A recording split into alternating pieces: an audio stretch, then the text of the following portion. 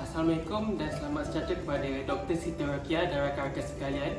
Kami dari Kumpulan 1 akan membentangkan tugas kami berkaitan dengan rawatan bone conduction bagi kehilangan pendengaran teruk, iaitu pendengaran serial.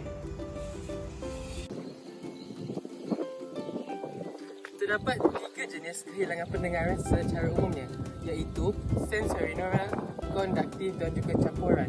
Tapi hari ini saya akan menyentuh kehilangan pendengaran sensorineural.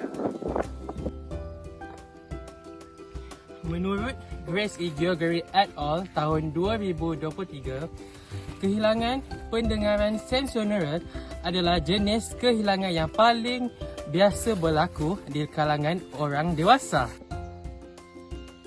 Bagaimana kehilangan pendengaran sensorineural boleh terjadi?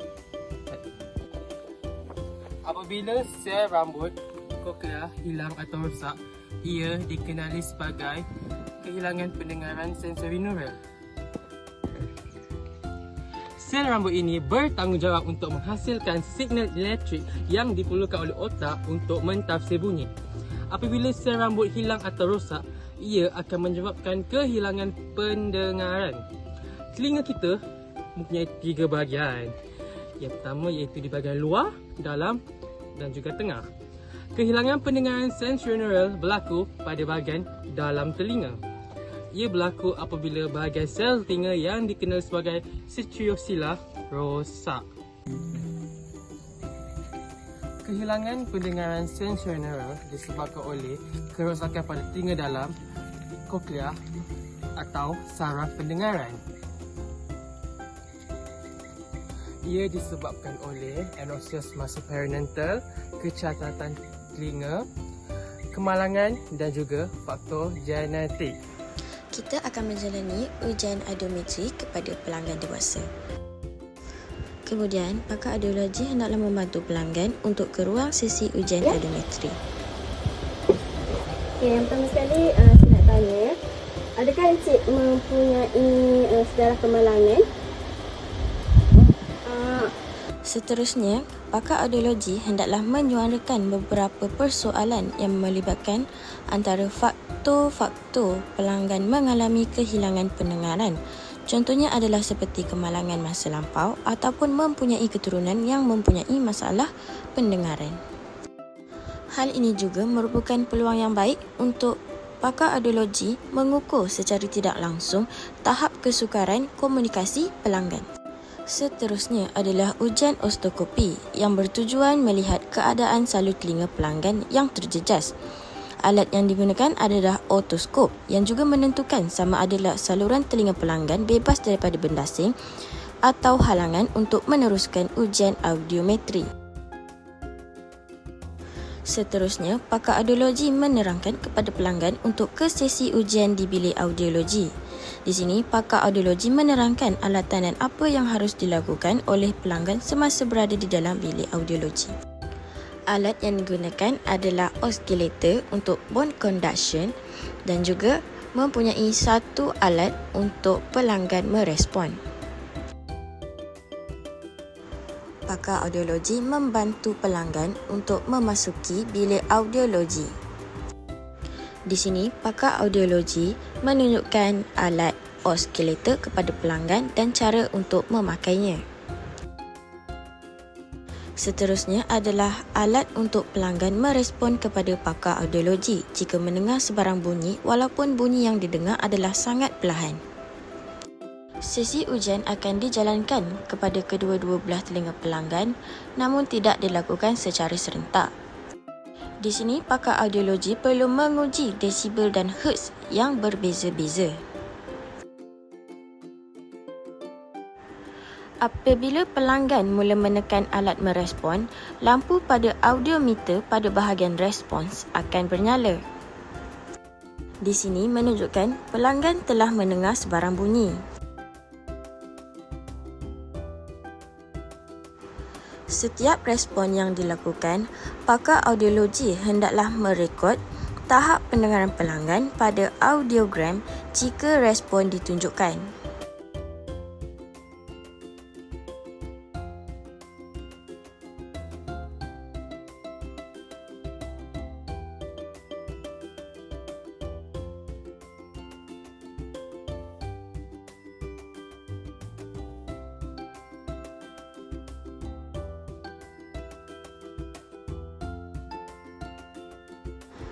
Setelah selesai, pakar audiologi hendaklah menerangkan tentang tahap pendengaran pelanggan.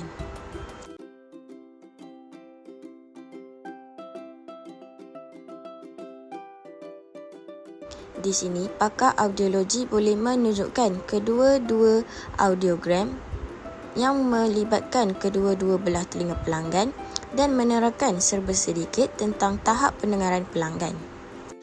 Pada tahap ini, pakar audiologi tidak boleh mengesahkan secara terus tentang tahap pendengaran pelanggan. Tindakan rawatan susulan hendaklah dilakukan dalam beberapa tempoh untuk melihat perubahan. Antara alatan yang digunakan untuk menguji masalah kehilangan pendengaran ialah otoskop. Otoskop berfungsi untuk memeriksa bahagian dalam sehingga ke bahagian tengah telinga. Ianya bertujuan untuk memastikan bahagian dalam telinga tidak mempunyai sebarang benda asing ataupun terdapat sebarang halangan. Terusnya ialah bone conductor ataupun bone oscillator. Ianya merupakan satu konduktor ataupun alatan yang akan diletakkan pada bahagian belakang cuping telinga iaitu tengkorak dan bahagian mastoid pesakit. Ianya bertujuan untuk menghasilkan tenaga bunyi terus ke dalam telinga pesakit dan mengesan tahap pendengaran pesakit. Selain itu ialah audiometer. Audiometer merupakan satu alat pemeriksaan yang berfungsi untuk menguji tahap pendengaran manusia. Ianya bertujuan untuk mengesan tahap kehilangan pendengaran seseorang berdasarkan frekuensi iaitu hertz dan kelantangan iaitu desibel. Selanjutnya ialah audiogram. Ianya berfungsi sebagai satu diagram yang digunakan oleh pakar audiologi untuk merekod hasil pemeriksaan ujian pendengaran berdasarkan alat audiometer.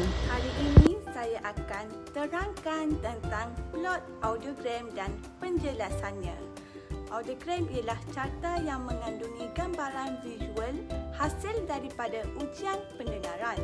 Membaca audiogram kelihatan agak rumit dan susah, tetapi apabila anda mengetahui asas-asasnya, ia sebenarnya cukup mudah. Ini adalah audiogram yang digunakan oleh pakar audiologi untuk mencatat rekod pendengaran pesakit. Mula-mula, mari kita lihat dari atas ke bawah. Audiogram mengukur kenyaringan bunyi dalam desibel yang disenaraikan dari 0 desibel hingga 120 desibel. Seterusnya, di bahagian atas terdapat juga beberapa nombor. Nombor ini ialah frekuensi atau pitch yang diukur dalam hertz. Nombor ini bermula di sebelah kiri dengan 125 Hz sehingga 8000 Hz. Berdasarkan ujian yang dilakukan oleh kumpulan kami ialah hearing loss pada tahap severe. Severe merangkumi 70 desibel sehingga 90 desibel. Ia dikategorikan sebagai bone condition. Bagi tanda bone condition, kita akan guna bentuk square bracket berbeza dengan air condition menggunakan bentuk X dan bulat. Ini adalah contoh cara untuk melakar pada graf audiogram mengikut rekod yang telah dicatat oleh pakar audiologi pada telinga kiri. 60 desibel, 250 Hz. 65 desibel, 500 Hz. 70 desibel, 550 Hz.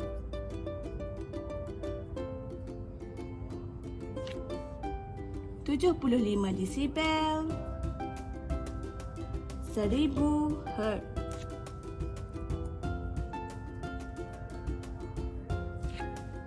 80 desibel, 2000 Hz.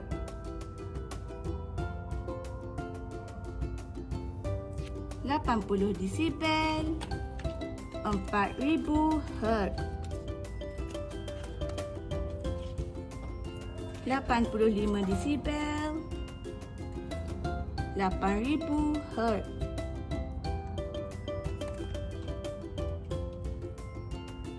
Selepas selesai tanda, kita perlu sambung garisan tersebut.